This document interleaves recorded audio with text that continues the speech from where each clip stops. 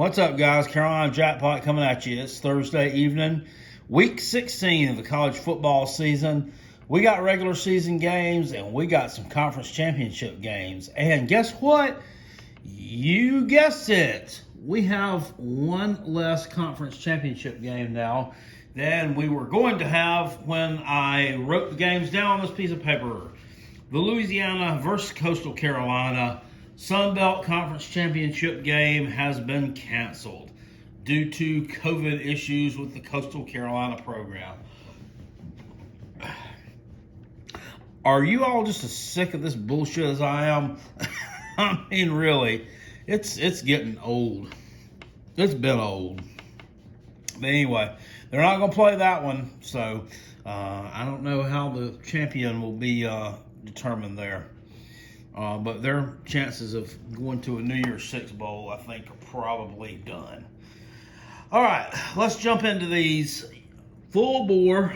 We got a bunch of games to cover here, and hopefully the rest of them get to be played. But I don't know. I'm not totally optimistic on it. We got UAB at Marshall. This is the Conference USA Championship game. UAB is 5-3.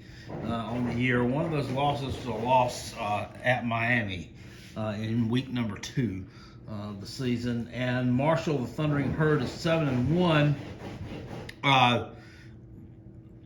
Looked great all year long. And then last week, or it was the week before, just the unexplainable loss at home, 20-0 to Rice. Not a very good team. So, where do we stand here? Marshall's defensive line, I think that's going to be the key here in this game. UAB, decent at running the ball. I think they'll stop them enough to keep the game over this 4.5-point spread. I think Marshall's just a better team. Give me Marshall, the Thundering Herd, at home in the conference championship game to cover the 4.5 points against UAB. I don't expect a whole ton of points to be scored in this one either. UAB is pretty good defensively, but as I said, so is Marshall. We got Ball State taking on Buffalo in the MAC championship game. This is at Ford Field in Detroit. Buffalo, the Bulls, are laying 13.5 points to Ball State. Buffalo is 5-0. Ball is 5-1. Of course, in 5 games, Buffalo running back Jarrett Patterson has 1,025 yards, so averaging a little over 200 yards a game. He had that game against Kent State where he rushed for almost right at 400 yards, I think it was. The only knock on Buffalo is the schedule that they've played has been extremely taffy. It's been extremely taffy. Kent State, Akron, all teams they've beat up on. Their game against Ohio, who's actually a decent opponent, was canceled. Beat up on Bowling Green, another terrible team. And then the 2 Miami schools, which were okay teams, but they destroyed them too. So just looking at this from that point of view, I mean, I'm just leaning with Buffalo here. I think that Ball State's probably going to be the team that's going to give them maybe the biggest challenge that they've had all year. Defensively, may keep them down around 30 points or so. But I still like Buffalo to cover that 13.5. I think this team's just too good.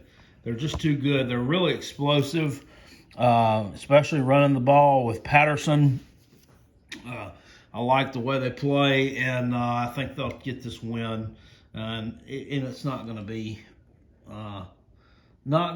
a blowout like you've seen them do for most of the season, but it's still comfortable enough. Nebraska goes on the road to Rutgers. Both teams with 5 losses. Rutgers 3 wins at 3-5. Nebraska 2-5. This one's kind of hard to figure out. Rutgers may be dealing with some issue. The quarterback may not be playing in this game. I cannot lay points with Nebraska. They're just not very good. This will be Rutgers' first ever win against Nebraska if they can get it. And I think there's a very good chance that they do. But if not, I do expect them to cover the spread at home. I think this is a very close ball game. Give me the Scarlet Knights to cover at 6.5 against Nebraska. We got Oregon taking on USC in the Pac-12 championship game. USC laying 3 here, and this one is in the LA Coliseum, so it's a home game for the Trojans. I've never seen such. How does a team that doesn't deserve to be in the championship game just get put in the championship game? So if Oregon wins it, obviously they should not reap the benefits of being the Pac-12 champion, whatever that would be this year, because they didn't win the games to deserve to be there. Anyway, they are there, and the thing is, even though they are, what are they, a 2-loss team, sitting here at 3-2. The Trojans are 5-0, but they're only 3-point favorites. That tells you a lot about Oregon. Skill position wise, I think Oregon's better than USC. Taking wide receiver, quarterback, all that into account. Now, USC may be better at certain positions. But Oregon is a team that, despite having some pretty elite pass rushers, they're not pressuring the quarterback like they were last year. In fact, they only have, I think it's 10 sacks on the year. And am I right there? It may be less than that. Like 4 of them came against the Cal Golden Bears. So, you take that for the rest of it, the other 4 games, really didn't put a lot of pressure on the quarterback. They'll do that here. I think Oregon's going to be able to move the ball, though. It's just really, really a difficult situation. The public is so heavy, though, on USC. They have 26% of the public bet is with the Oregon Ducks, and 74% is on USC. When you have such a heavy swing that way on the public bet, oftentimes the public doesn't know what they're talking about. That's just the way it is. And it would be a very, as I heard the other day, put so eloquently, a very Pac-12 thing to happen for the Oregon Ducks to cover the spread here. And I'm just going to go out on a limb and go with Oregon here. I'm going to roll with the Ducks. There's just so many crazy things have happened this year. It would be fitting, whether or not fundamentally it makes any sense. That's where I'm rolling. Give me the Oregon Ducks to cover that 3-point spread. I also like the way, UCLA was kind of an explosive team last week against USC. And to me, for 59 minutes and 50 seconds, they won that ball game. So I think USC is definitely beatable. Moving along, Texas A&M and Tennessee. You got Tennessee. They are laying or catching 14 at home against Texas A&M. The Aggies come in 7-1, ranked number 5 in the country. They're on the outside looking in the playoff scenario. Tennessee is 3-6. Circling the drain. Finally got a win last week. Snapped losing skid. This one is all about Texas A&M making a statement. They've got to come in here. They have got to hammer the Vols. because just beating the Vols is not going to be enough to get them into the college football playoff. They're going to have to hammer Tennessee and beat them convincingly. I say by 4 touchdowns plus, and then hope that good things happen on up the line for them to be able to get in. This is, I mean, just looking at it on paper, you'd think it would be a no-brainer, and I don't know why we'd spend a lot of time discussing it, but we did see Tennessee go out and cover against Florida. They got the backdoor cover a few weeks ago. So, I mean, it's possible that they do, but I just expect this Texas A&M team to be much more focused than what that Florida team was. Obviously, they had suffered from huge lack of focus their last 2 weeks of the season. I don't think that Kellen Mond and crew are going to have that lack of focus here. I think the defense will play very well, and I don't see Tennessee scoring over 14 points in this ball game. If they do, it would surprise me. Give me Texas A&M here, cover that 14-point spread on the road, and stake their claim to get into the college football playoff at 7-1. I think they're deserving. I do. And that's not just because people say, well, you're like a jackpot. That's only because they beat your team. No, it's not. That's not the only reason why. That Florida has constantly been ranked higher than them all year long up until it's just last week. And Texas A&M is more deserving to me. They beat them straight up. So there's that. Their only loss is to Alabama. Everybody loses to Alabama. So there we go. Florida State on the road at Wake Forest. Wake Forest is laying 6.5 on the road against Florida, or at home against Florida State. Seminoles coming off of a 3-touchdown win against Duke. They've been playing better. I mean, offensively, they found some kind of rhythm.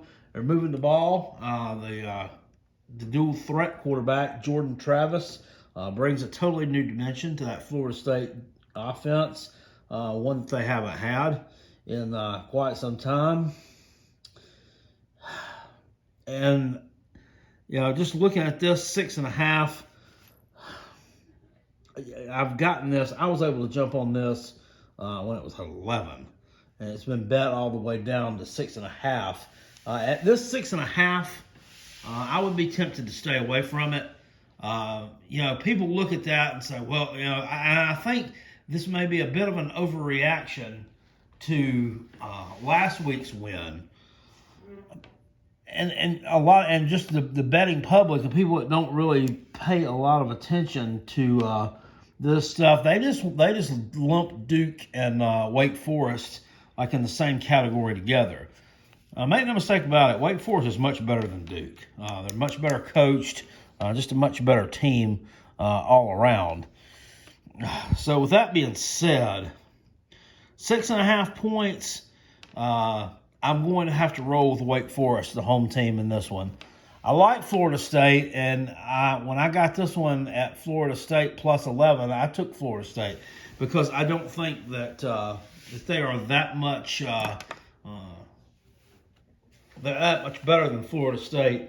But Wake Forest will win this thing somewhere, I think, in the 7 to 10 point range. So take the Demon Deacs with this short number against Florida State. Oklahoma versus Iowa State in the Big 12 championship game. Arlington, Texas. Iowa State is catching 5.5 points. The Sooners come in ranked number 10. They have won, let's see, winners of 6 in a row. Yeah, they've won 6 games in a row.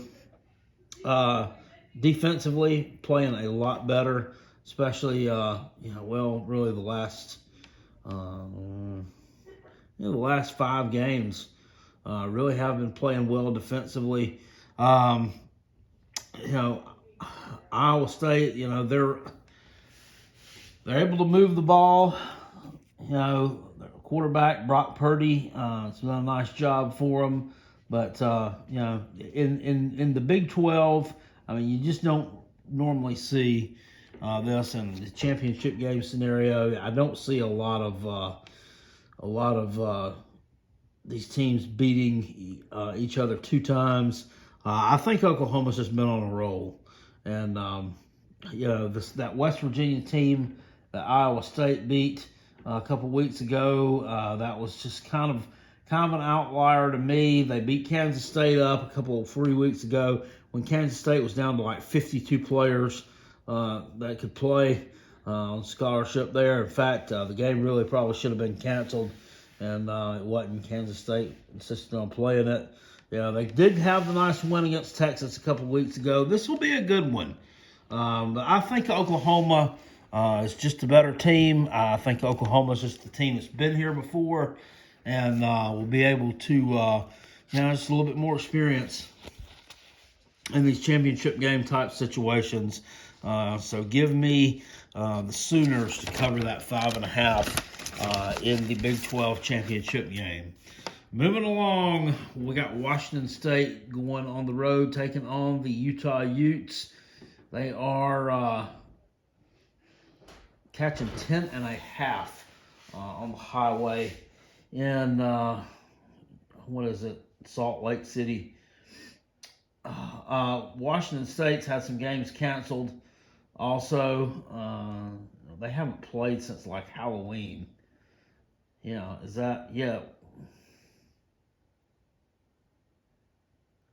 I'm sorry. No, they played on the 6th against USC. And then before that, the last time they played was on the 14th. So, no, it hadn't been since Halloween. Actually, they started after Halloween. Jackpot, what are you talking about? They've beaten Oregon State, and the losses were to Oregon by 2 touchdowns, which Washington State was ahead in half of that game. And then 2 games, Stanford and Washington canceled. Then they got blown out by USC. And the Cal game's been canceled. And that run and shoot offense that they've got there with the coach, Nick Rolovich, who came over from Hawaii, just really haven't had a chance to get it installed as yet. Utah comes off of a pretty impressive win at home against Colorado. Of course, former Gamecock quarterback Jake Bentley at the helm for Utah. 5 touchdowns and 5 interceptions on the year so far. So it's nice to see that young man goes across country, and he still stays consistent with his numbers. God bless you, Jake. I think Utah gets the win here, and I don't think it's really that close. I think they're just a better team physically up front. On both lines of scrimmage, I think Utah's just better. They've gotten better as the year's gone on. So give me the Utes to cover at home against Washington State. Air Force at Army.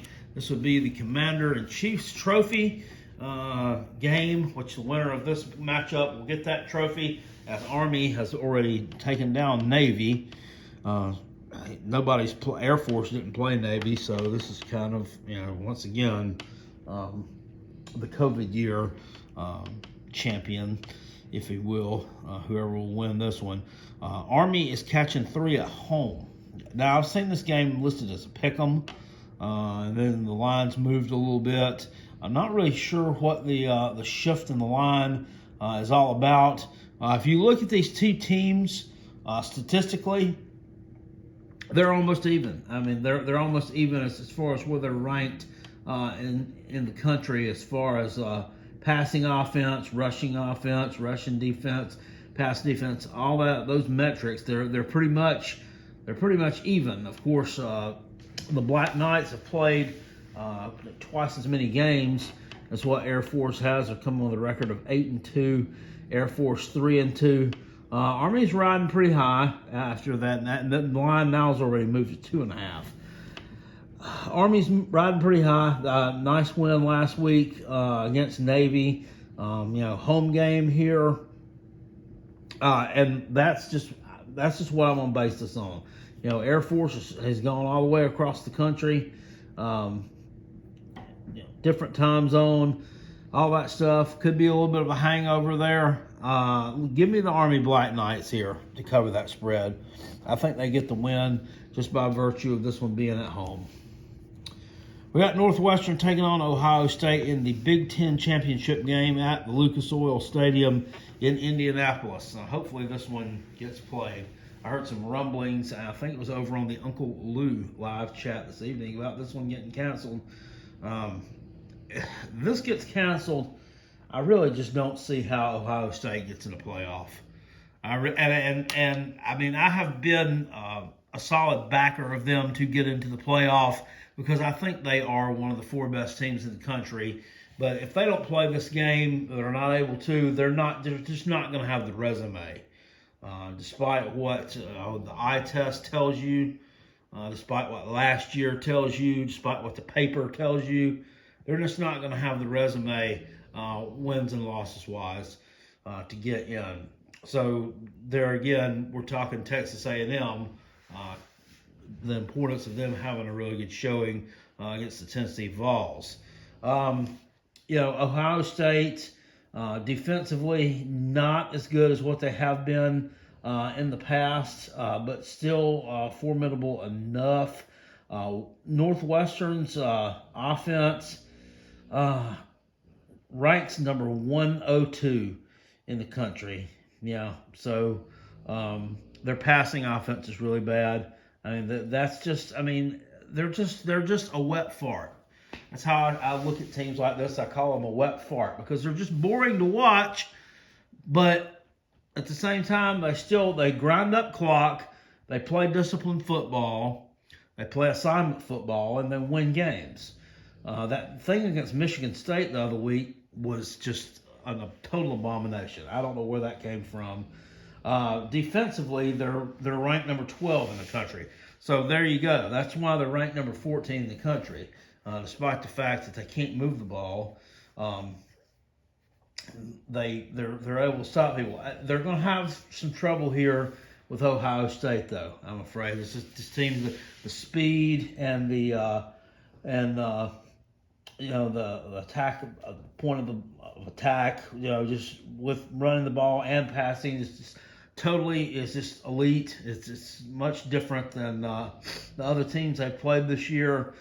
I got to think that Ohio State, if the game does get played, is another one that's they're going to make a statement here that yes, we do belong in that 4-team college football playoff. So give me Ohio State to cover here in this one. I think it's a 21, 28-point win. It's anywhere between those two numbers, 21, 24, 28, something like that. First half, I think it may be fairly close, and then I think they're just going to turn it into a full-blown rout.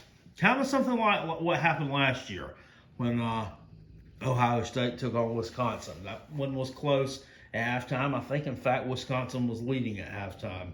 And then Ohio State took over in the second half and just totally blew them out. Got Ole Miss going on the road, taking on LSU. LSU is catching 2.5 at home in this spot. That's another line that just it's got me kind of puzzled here as to why they would be underdogs to a team that is terrible defensively. Well, LSU's terrible defensively as well.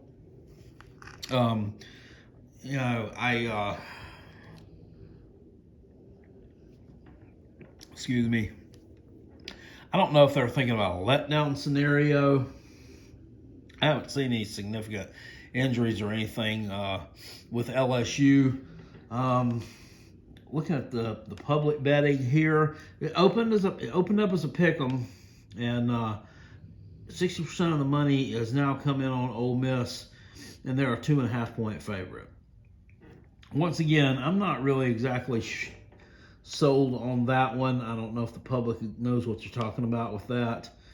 I'm going to go on ahead and take LSU to cover here. I don't think Ole Miss will bring enough shoes to toss to get a road win here against LSU. People are going to be joking about that for years to come. I'm going to be joking about that for years to come. That was good. That was one highlight of 2020 that I'm glad that we got to see. Shoe throwing 20 yards down the field. Missouri, the Tigers, and Eli Drinkwitz sitting here at 5-4 on the season. Travel to Mississippi State, a 2-7 team. Mississippi State is catching 1 at home against Mizzou. To be careful with Missouri. With a win, they'll finish up 6-4 and put themselves in position for a decent bowl game. Nobody thought that Missouri would finish above 500 this year. Absolutely nobody. I didn't think they'd finish over 500, but I did feel like a lot of people were kind of shitting on them in the preseason when they were lumping them down there with Vanderbilt in like a tie for last place in this side of the division. I mean, I just had a feeling that they were a little bit underrated. They're underrated every year, it seems like. And they've had some decent wins this year. They found a quarterback that can move the ball down the field. Connor Bazelak, give them a little bit of a vertical passing game, which they didn't have last year with Kelly Bryant. And then he got injured, and then they struggled some more. Larry Roundtree has been anything but consistent. It looks on paper, Missouri looks like the better team. Mississippi State, we've seen them give Georgia a fit a few weeks ago.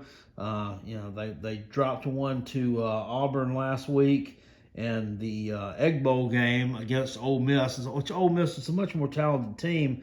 That thing was really close. That one was really close too, and it would not shock me here to see Mississippi State win this game.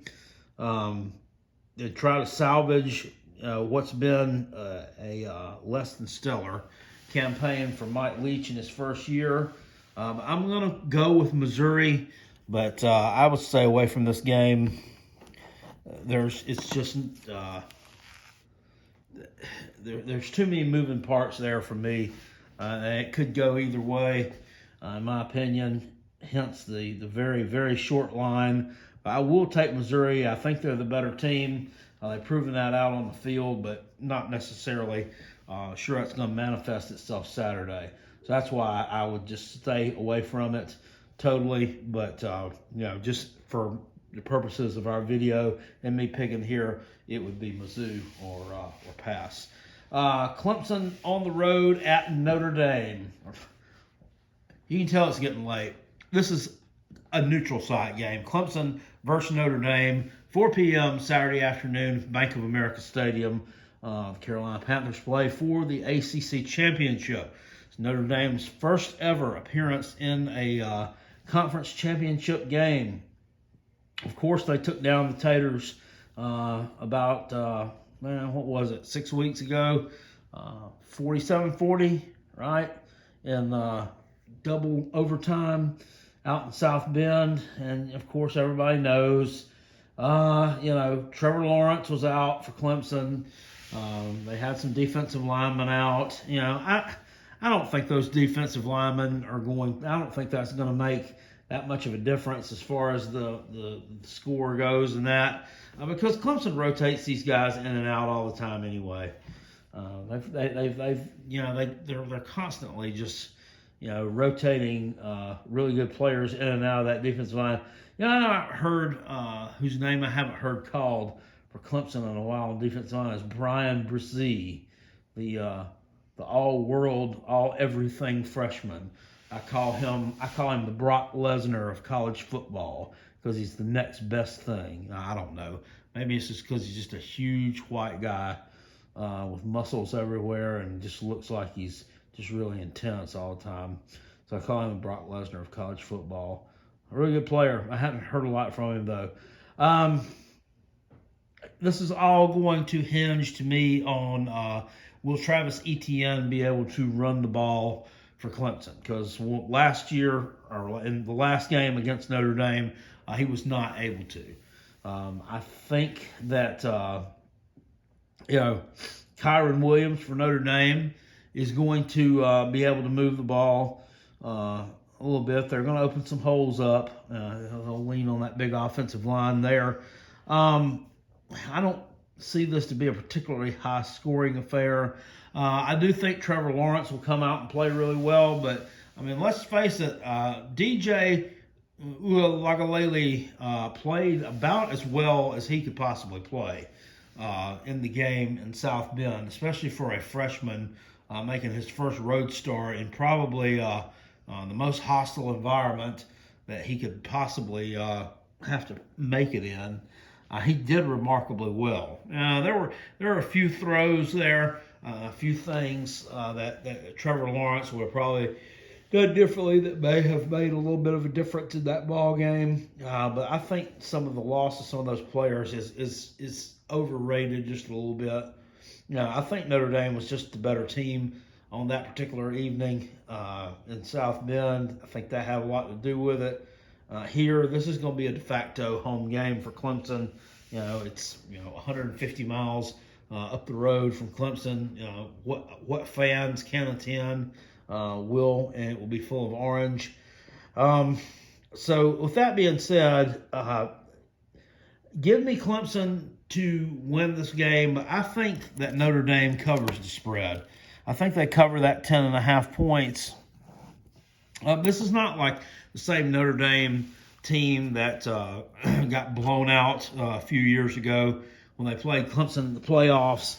I just think on the lines of scrimmage and in the defensive backfield, I think they're much better now, much more solid. Brian Kelly's done a good job of recruiting up there to fill their needs, and I think that you're not going to out-athlete them. You might out-scheme them. You might outplay them a little bit, but I don't think that you're going to out-athlete them as Clemson does with a lot of the teams that they play in this conference. But give me the Fighting Irish to cover the spread there. But I do think Clemson is probably going to get the win in this game, unfortunately. We got Minnesota, the Golden Gophers, going on the road to Wisconsin. Wisconsin is laying 12.5 at home in a game where I expect the temperatures at kickoff to be below frigid.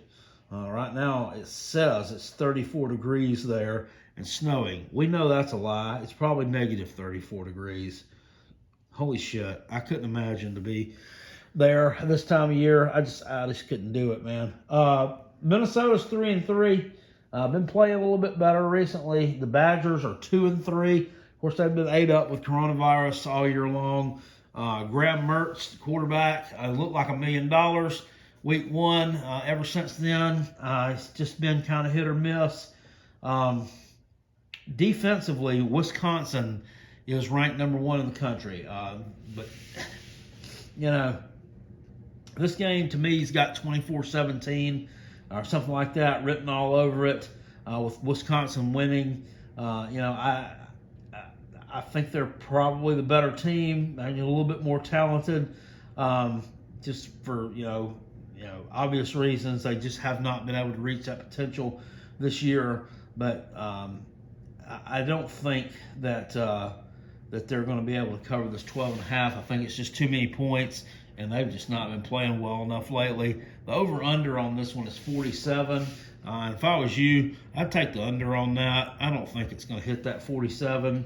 Like I said, it screams 24-17, 21-17, something like that to me. Give me the Golden Gophers to cover on the road. Boise State versus San Jose State. This is the Mountain West Championship game in the Sam Boyd Stadium in Las Vegas. San Jose is catching 6.5 against Boise State. Of course, San Jose is undefeated at 6-0 and ranked number 24. Boise State comes in with a 5-1 record.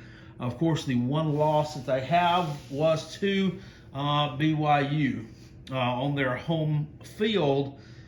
And they kind of got blown out a little bit, but Boise State was playing with a third-string quarterback. Their first-string quarterback, Hank Bachmeier, was out for that game, and their second-string quarterback was out. And BYU at the time was just absolutely rolling. San Jose is a good football team, and well coached. I mean, they have just been a total turnaround. In the past 2 years, they've gone from like 2-11 to 5-7. I think last year to 6-0 right now, and vying for this Mountain West championship. But Boise State's just been there before. Just a better team. I think Bachmeier is probably the best player on the field offensively. Going ahead, give me the Broncos, Boise State, to cover this 6.5 here. Yeah, I think they're going to win this one by about 10 points. Make no mistake about it, San Jose is a good football team. Coach they got is going to land a decent job pretty soon, in my opinion. You got Illinois on the road at Penn State. I can see it right now. People chime in and comment on my last video. When are you going to do the picks on the paper? Doing them right now, folks. I wasn't doing it live. I did it live the other week, but this might be a selfish reason that I'm not doing it live. I just didn't get as many views on it after I posted it as I do when I do my videos and just upload them. So I'm going to go with the one where I get the most views. That helps Carolina Jackpot out more than the alternative. It's just the way it is. Drive that YouTube algorithm up. Love for people to get views on the videos here. Hit me with the big old juicy thumbs ups. I love it. Really, really cranks my gears. Really gets my tractor going. Illinois on the road at Penn State. That sounded weird. Penn State's laying 15.5 at home. They're 3-5 right now. The Fighting Illini are 2-5. Of course, the Illini fired their coach, Black Santa Claus, last week. And I said last night on our podcast, I don't know how the hell you can fire Santa Claus at Christmas time, but Illinois found a way to do it. That's just something you just don't do. So give me Penn State to cover here. Now, all jokes aside, I just think Penn State's a much better football team. It's taken them a while to get there. I think they finally turned the corner. Sean Clifford has played well the past 2 weeks. Give me the Nittany Lions to cover that 15.5 here. I think they get a big win over Illinois. Kind of a rudderless ship. I mean, you see, sometimes you can see these teams in the no coach situation come out and all fired up and and just ready to set the world on fire and show everybody what they can do, and they upset some people. But I mean, let's face it, this is 2020. Nobody, they're 2-5. It's their last game of the season. Half these people don't want to be here anyway. I don't see Illinois coming out and making any kind of statement just because Lovie Smith got fired, getting Penn State to roll in that ball game. Stanford on the road at UCLA. UCLA laying 6.5 in this one.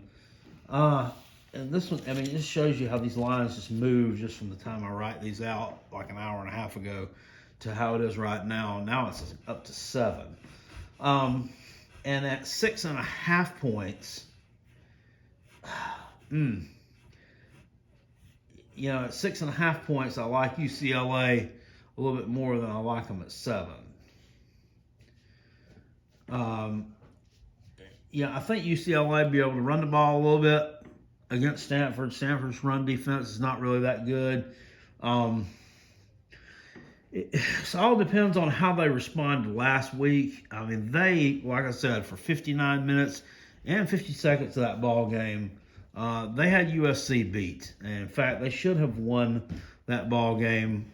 Just crazy, failed to execute on special teams, and that really hurt them. But Stanford, I think through the air with the quarterback Davis Mills, they're going to be able to move the ball on UCLA as well. That UCLA defense, while it's not a sieve, but still not great. 7 points right now. At 6.5 here, we're going to go on ahead and take UCLA. With the 7, I would have to. It would have to be Stanford or pass for me. I think this is going to be a fairly close ball game, but that little hook, little half point, is the one that gets it for me. We got Alabama taking on Florida, number 1 versus number 7. Florida is catching 17. This is in the Mercedes-Benz Dome down there in Atlanta. The SEC championship game at 8 p.m. on Saturday night. I'm glad to see this game on prime time because normally the ACC championship game has always gotten prime time coverage, but on ABC. But it's not going to get that this year because you can't be out that late in Charlotte. And people have asked me, how does not being out at 10 o'clock at night prevent the coronavirus? The answer to that is, I don't know. But for some reason it does. It has some kind of magical powers, I guess. I guess the corona really lights up that late at night. But with Alabama, we're looking at them, and just looking at them from a defensive aspect, probably since the second half of their game against Georgia this year, that they have really locked down on defense.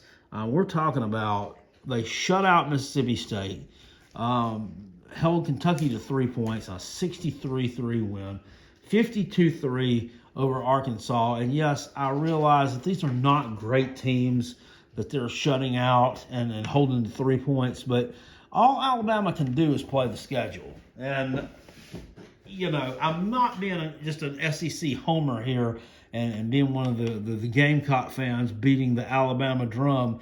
The fact of the matter is, they're just a really good football team, and you can't say you're educated about college football and then say that, well, they're not that good defensively. They're just not. They just haven't played anybody. Have you seen Kentucky get beat by anybody else 63-3? Have you seen Arkansas get beat like that by anybody else this year? No, you haven't. And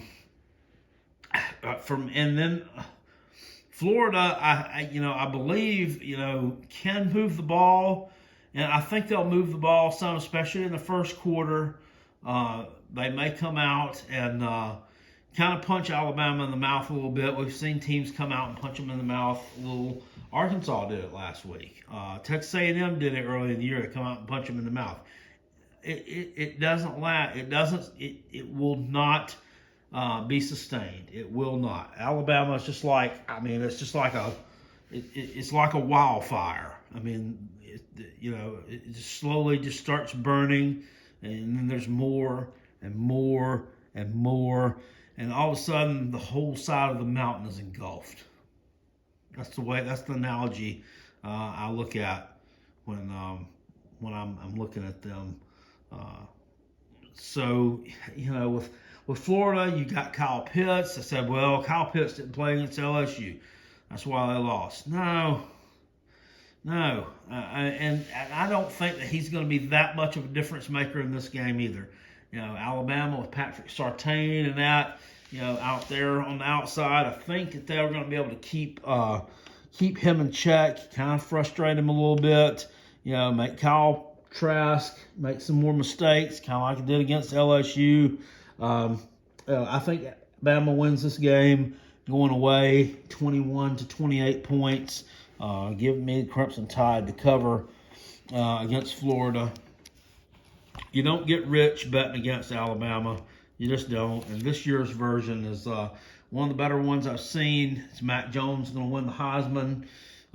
Probably so. But, a huge nod to his now number one receiver, Devontae Smith, as well. He also, to my opinion, he's like candidate 1A. He's not even number 2. He's 1A. Tulsa on the road at Cincinnati. This is the American Athletic Championship game in Nippert Stadium. I don't like these conference championship games that are at one or the other team's home field. I don't like that. I mean, I think these should all be played at neutral sites, but I don't know. Some reasons, some conferences just don't do that. I don't know about the American Athletic. Maybe they were going to do that before coronavirus. Not sure. But Cincinnati's ranked number 9 in the country at 8-0. Tulsa ranked number 23 at 6-1. Their lone loss came to Oklahoma State earlier in the season, very early in the season, 16-7. In fact, that was game 1. And just looking at these two, Cincinnati's played the tougher schedule between the two teams. Both of them took care of UCF by right around the same amount of points, which it was considered a huge upset when Tulsa did it. Was when Cincinnati beat UCF. It was like, why did you not beat them by more points than that? Defensively, both these teams are just really good. Both of them are. But Cincinnati's just much better offensively than what Tulsa is. They're better at the running back position. Quarterback, I like old Desmond Ritter for Cincinnati. I think that he's really good. But this just has, to me, a feeling of, and I get that Cincinnati is going to come out and try to lay it on Tulsa because they want to stake their claim that college football playoff. It's more than likely going to be staking their claim to a New Year's Six, and I think they'll get that as long as they get the win here. And I do expect them to get the win, but I just don't like them to cover. I do not like them to cover. I like Tulsa in this game to keep this thing really close. I think Cincinnati is going to get the win just based off the fact that, as I said, just a little bit better at the skill positions. On offense. But even though both defenses are both really good, give me Tulsa, though, to cover that 14.5. And Arizona State on the road at my beloved Beeve.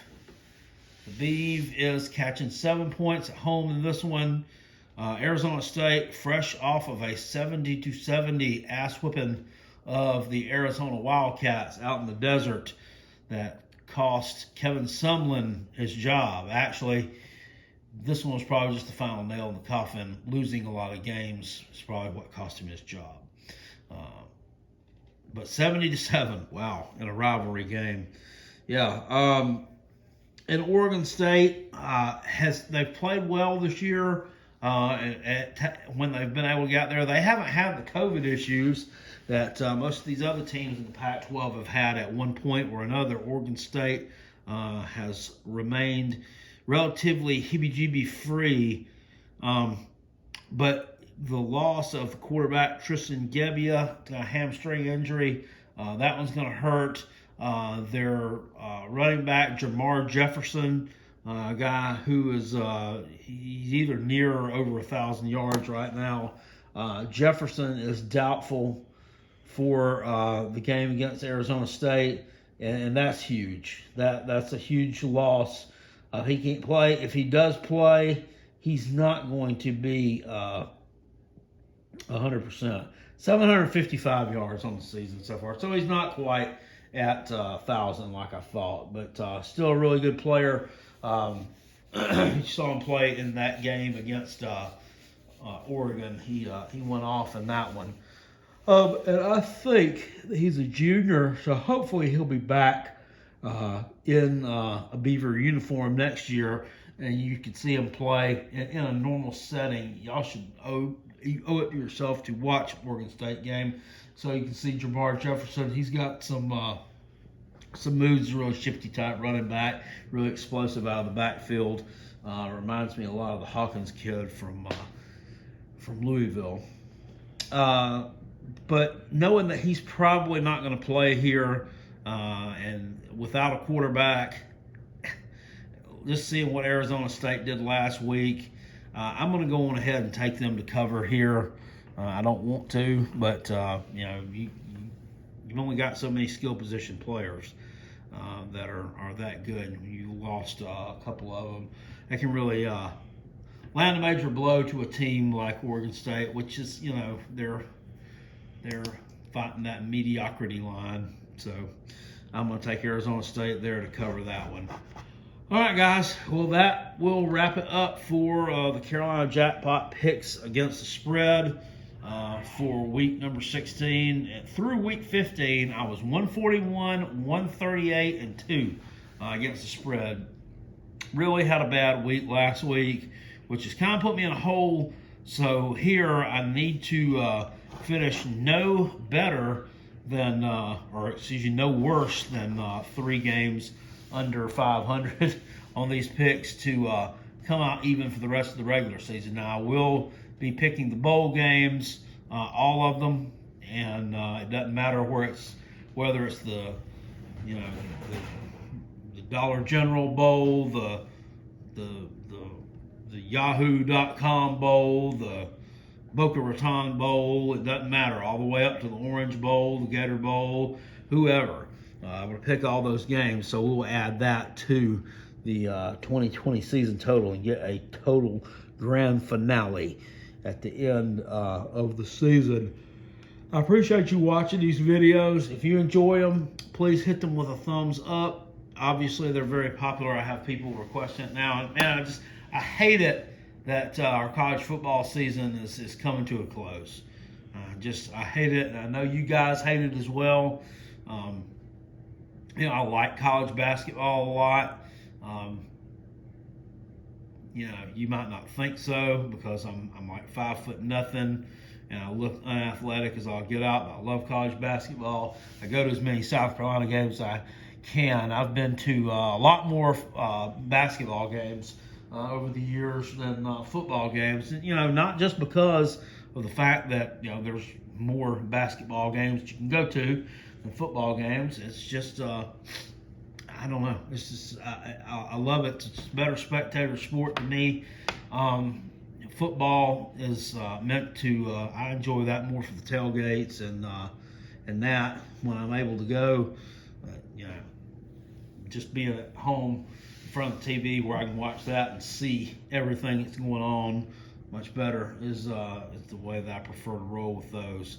But anyway, that's enough of my yammering on. Hope you guys enjoyed this. Please hit it with a thumbs up. Subscribe to Carolina Jackpot.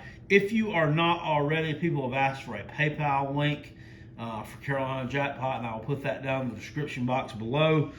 We do a live show over here every Wednesday night and every Sunday night at 9:30. Myself and Rob Sanders, the Rob and Kale show.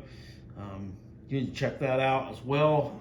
Throw us a super chat, $1 or $2 over there. It helps us out, keeps the channel going. And that's actually us recording a podcast that is downloaded on Apple, Stitcher, Google Play, wherever you get your podcast from.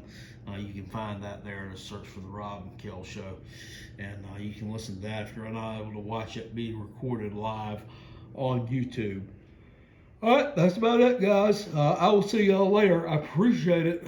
That's me yawning. Peace, and I'm out of here. Go Gamecocks. Woo!